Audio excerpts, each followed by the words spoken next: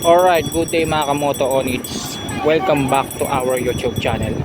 So, quick discussion lang mga kamots kung bakit nga ba Honda RS 125Fi ang pinili natin after natin mag-scooter mga kamots, no? So, bakit nag-switch tayo from scooter to underbone? So, may mga ilang factors kasi ko na kino-consider mga kamots kung bakit Honda RS 125Fi ang pinili ko after natin mag Honda Beat Fi version 2. Mabilis lang mga kamots, no? Para malaman nyo rin kung ano nga ba meron dito sa Honda RS 125Fi. So, wag na natin patagalin pa yan. Simulan na natin.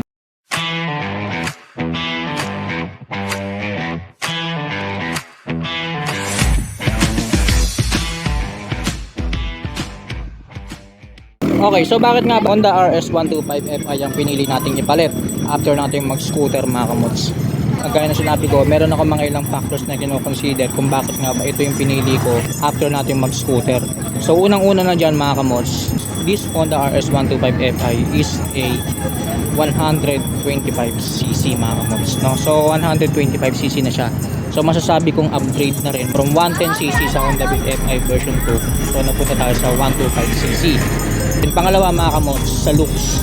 Kung makikita nyo mga kamots, sa looks pa lang ng Honda RS 125, talaga mapapabilib ka na mga kamots. Minsan nga napagkakapalan ng Raider dahil sa forma niya, no? Pangalawa, nagandahan ako dito sa looks ng RS 125Fi, no? Lalong-lalo na nakamags na siya nung binili natin.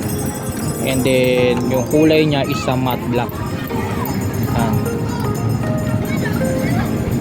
So yung tindig niya talagang pang ano talaga, pang astigan mga kamos. Then masarap din talagang pormahan yung mga ganitong uri ng underbone na motor, no? Kaya kung titignan niyo sa malayuan mga kamots, napakaganda talaga ng forma niya, no? So medyo may patusok pa rito yung pinaka taillight niya, no? Medyo matulis. Ayan. So napakalupit din ng forma niya mga kamots. So pangatlo mga kamots na kino-consider ko kung bakit Honda RS 125Fi yung pinili natin after natin mag-scooter is less maintenance ang ganitong underbone motorcycle mga kamots, no?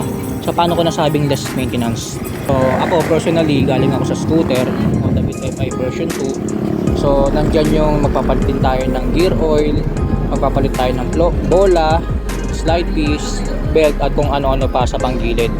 Pero dito sa Honda RS 125Fi o sa ganitong underbone motorcycle mga kamots, kaya ako nasabing less maintenance ang possible lang kasi na pwedeng i-maintenance dito is yung change oil, palit air filter, palit spark plug, linis throttle body, at kung injector na rin kung kasama na rin, no? Pero sa panggilid niya mga kamos, syempre underbone to, wala tong panggilid. Ang meron lang nito is kadena. Kapag sa panggilid, ang kailangan natin i-maintenance dito sa underbone is yung kadena at saka yung sprocket, kasi nauupod kasi yun, napupudpud kasi yung katagalan, and then yung kadena is lumuluwag din katagalan, no? Pero kung susumahin mga kamots sa maintenance, hindi naman siya ganun kagastos sa maintenance talaga, kasi nga wala tong panggilid unlike sa scooter.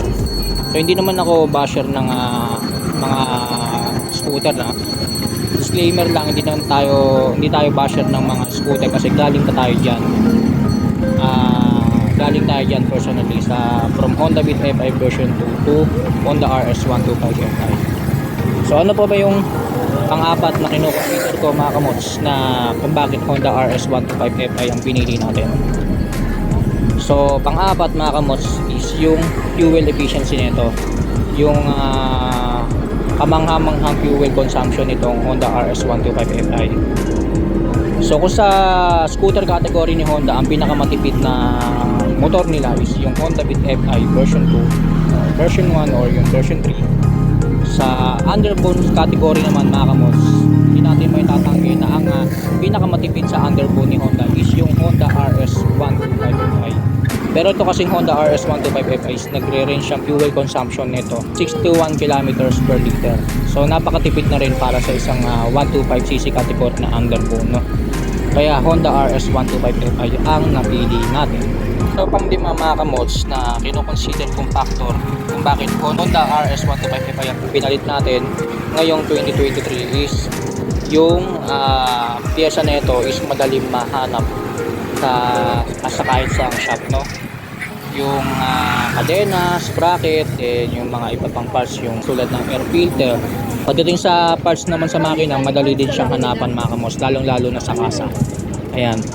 And lalong lalo na sa mga aftermarket, no? So madali din siyang mahanapan ng replacement. So yun din yung panglimang kinoconsider ko kung bakit Honda RS125F ay ang pinili nating motor after nating mag-scooter. So sana nabigyan ko kayo ng idea. So dito ko na lang tatapusin ng aking vlog mga kamos. Maraming salamat sa mga panonood ninyo. Sana patuloy niyo pang subaybayan ng ating journey sa YouTube channel mga kamos, no? Kahit na nagpalit na tayo ng motor. So sana suportahan niyo pa rin ako mga kamos, no? Maraming salamat sa mga solid supporters natin na patuloy na tumatangkilik sa mga video natin. Hanggang dito na lang mga kamos. Muli, stay safe, ride safe always. Peace out.